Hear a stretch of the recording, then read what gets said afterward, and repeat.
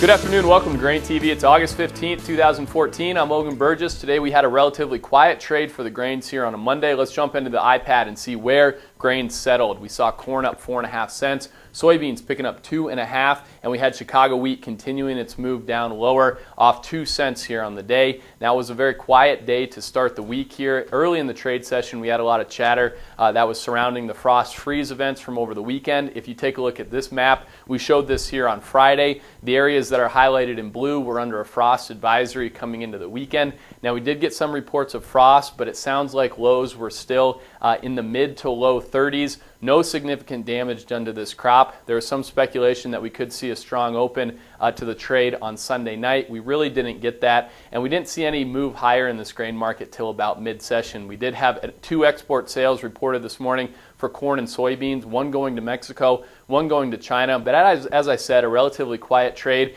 and this grain market really did not get the bounce that some traders were looking for on the heels of this frost freeze event.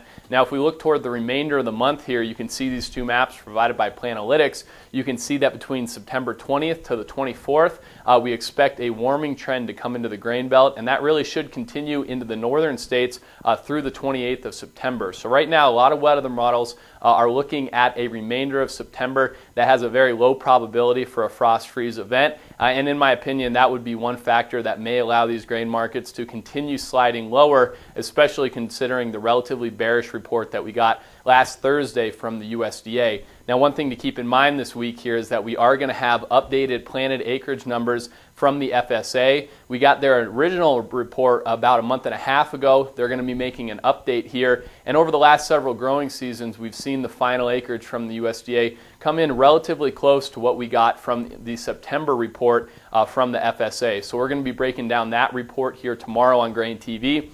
Really, for the last several months, we've seen yield been the major focus, but once again, acreage is going to be a topic of discussion here, and this is going to be a good report here as far as benchmarking acreage as we move into harvest. Thanks a lot for joining us here on a Monday for a relatively quiet trade in the grain market. As always, if you want to get live quotes on your iPad, iPhone, Android, or tablet, you can visit us over at grainhedge.com, take a no-obligation 14-day trial, and see if it would be beneficial for you as we enter harvest. Right now, we have a lot of producers that work with us here at GrainHedge using the iPad or a smartphone to monitor the markets and place trades from the combine. If you'd like to take a look for yourself, like I said, visit us at grainhedge.com, or as always, call the office. Number here is 877-472-4607. Have a great evening. We'll see you back here tomorrow.